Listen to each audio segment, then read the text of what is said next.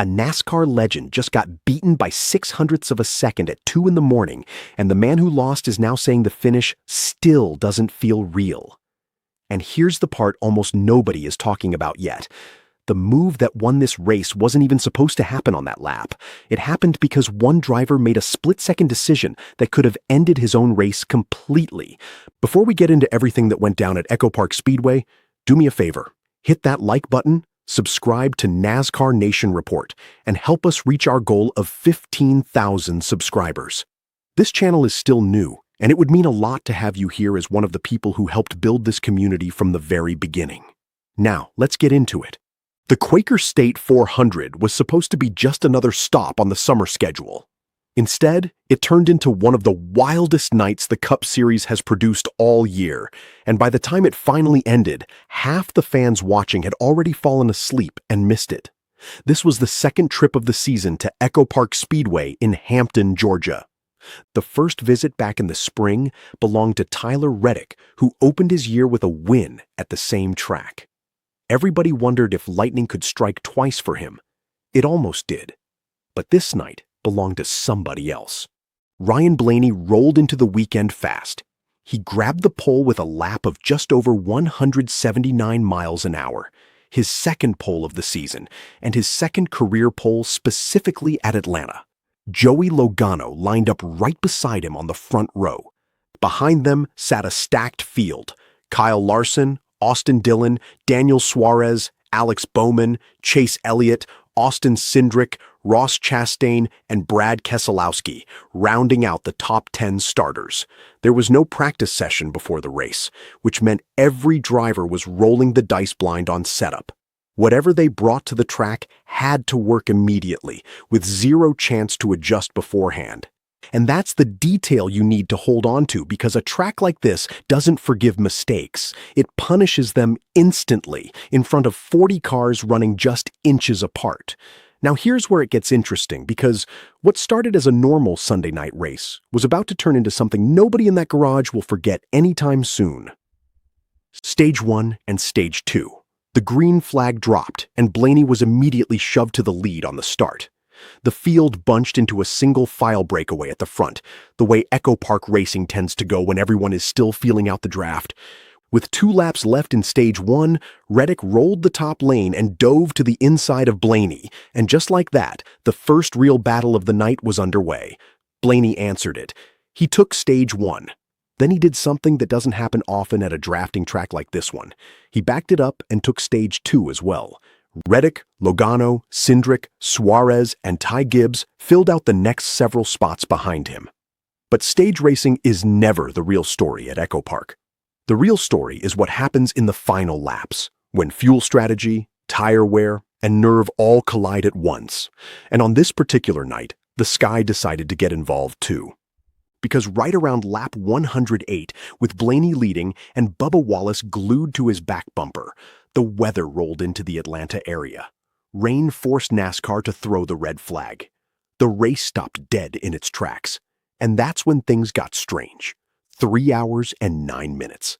That's how long teams, drivers, and fans sat and waited for the rain to clear. 3 hours is an eternity in a live sporting event. Crew chiefs had to recalculate fuel windows from scratch. Drivers had to somehow reset mentally after building up all that adrenaline, then sitting in a quiet garage staring at a soaked racetrack with no idea when green flag racing would resume. Some drivers thrive in delays like this. Others completely lose their rhythm. And with a field this competitive, even a small mental slip after a 3-hour wait could be the difference between a top 5 finish and a wrecked race car. When NASCAR finally got the green flag back out, it was already deep into the night. The Quaker State 400 restarted well after 11 o'clock at night, which meant the ending of this race was now on a collision course with becoming a 2 in the morning finish. Nobody predicted that when the day started. But nobody could have predicted what was about to happen on the racetrack either. Stay with me here, because the closing laps of this race are exactly why people fell in love with racing at this track in the first place. Once the race resumed, the lead changed hands over and over. Ty Gibbs and Austin Cindric ran door to door for several laps before Gibbs pulled away. Then, at lap 194, veteran driver A.J. Allmendinger spun and brought out another caution, resetting the field yet again. After that restart, Kyle Larson cleared Christopher Bell for the top spot. Blaney went to work on the outside of Larson and, a lap later, took the lead away. But this racetrack does not let anybody breathe. With under 60 laps to go, Bell dove to the inside of Blaney and briefly grabbed the lead himself before Blaney immediately took it back. Then Chase Elliott dove inside of Blaney with 53 laps remaining and cleared him for the lead as the crowd erupted.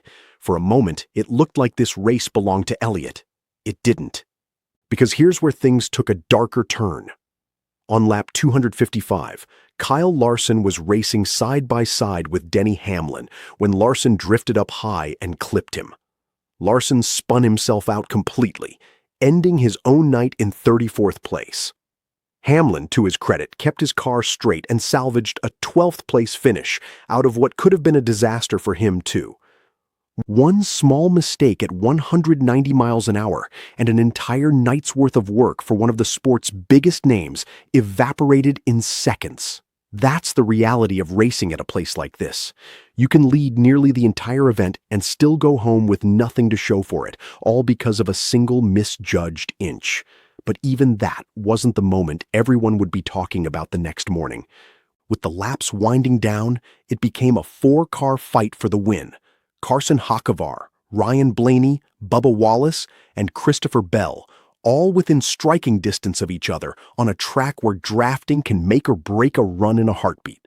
The race went into overtime. That alone tells you how tight this finish was. And on the final lap of that overtime, Christopher Bell gave Blaney a shove from behind, a push that sent Blaney around both Hocevar and Wallace on the outside and carried him straight to the checkered flag. Blaney crossed the line just 0.068 seconds ahead of the very driver who had pushed him there. Think about that for a second.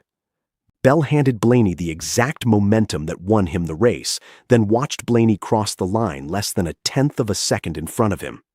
That is as close as finishes get in this sport, and it happened after midnight, after a 3-hour rain delay, in overtime, on a track known for producing exactly this kind of chaos. Blaney led 171 of 263 laps on the night.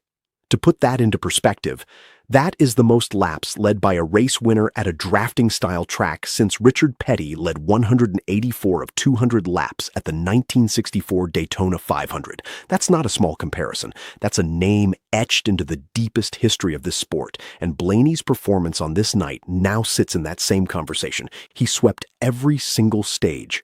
Stage 1, Stage 2, and the race win itself. It was his second victory of the season, and his first since Phoenix back in March. Now here's something you need to keep watching for, because the story didn't end when the checkered flag flew. This race wasn't just about who crossed the line first. It carried massive weight for the championship picture heading into the back half of the season. Denny Hamlin still holds the points lead, but Tyler Reddick, his own teammate at 23 XI Racing, cut that margin nearly in half with a strong stage performance and a top 10 finish. Reddick now trails Hamlin by just 24 points. That's the kind of gap that can disappear in a single bad week for the leader or a single great week for the challenger.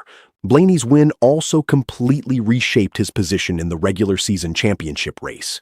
He came into the weekend sitting more than 100 points back. After Atlanta, that gap has shrunk to just 65 points. That's a massive swing in one night, and it puts Blaney firmly back into a conversation many had already written him out of. Further down the standings, the battle for playoff position got even tighter. Eric Jones held on to 16th in points, but Joey Logano's strong run moved him up a spot, and he now trails Jones by only 8 points. Ryan Preece sits just 26 points behind Jones as well. Every one of these numbers matters more with each passing week because the closer we get to the playoffs, the smaller the margin for error becomes for anyone fighting to make the field. And there's still another layer to this race that added even more weight to the night. The $1 million angle. This race also counted as the third round of the in-season challenge, the bracket-style competition running alongside the regular points battle, with $1 million on the line for whoever survives every round. Christopher Bell's second-place finish was enough to beat his own teammate Denny Hamlin, who finished 12th. That result advanced Bell into next week's semifinal round. He'll be joined there by Chase Elliott, who finished 13th and outlasted his bracket opponent Chase Briscoe, who ended his night in 36th place after getting collected in a crash.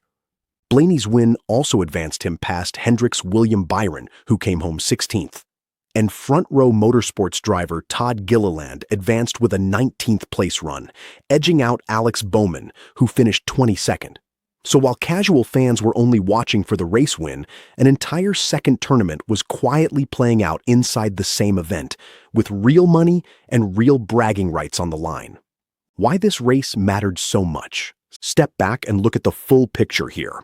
A 3-hour rain delay, a finish that stretched past 1:45 in the morning, a last-lap overtime pass set up by the very driver who lost by less than 1/10 of a second, a championship contender spun out by his own aggressive move, and a laps-led performance that hasn't been matched at a drafting track in over 6 decades.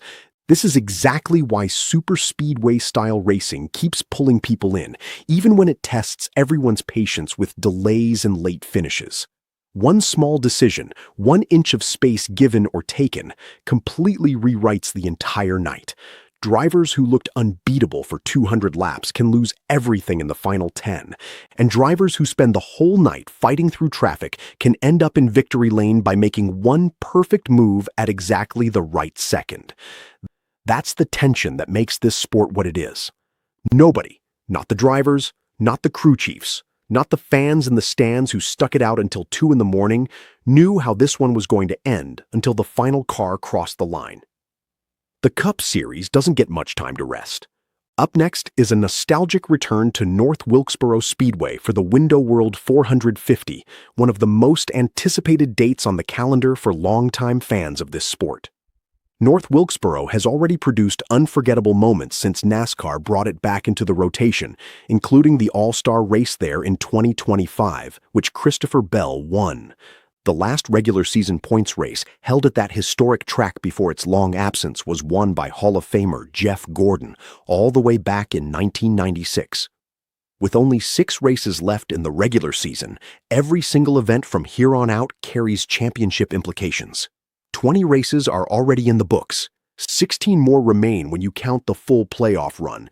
That means every driver on the bubble, every team fighting for a transfer spot, is now racing with almost no margin left for a bad week. So here's the question heading into North Wilkesboro. Can Reddick keep chipping away at his own teammates' points lead? Can Blaney carry this momentum forward and turn a 65-point deficit into an actual run at the regular season championship? And can anyone find an answer for a driver who just led 171 laps at one of the toughest drafting tracks on the schedule? We're going to be watching every second of it. Now it's your turn. Do you think Christopher Bell regrets the push that ended up handing Blaney the win? Or do you think it was simply the right move in the moment? Let me know down in the comments, because I have a feeling this is going to be a debate that carries all the way into next week's race. If you enjoyed this breakdown, do me a favor and leave a like. It genuinely helps this channel grow. And if you love honest, detailed NASCAR coverage like this, make sure you're subscribed to NASCAR Nation Report. We're still building this community from the ground up, and our next big milestone is 15,000 subscribers. It would mean a lot to have you with us for it. Thanks so much for watching, and I'll see you in the next one.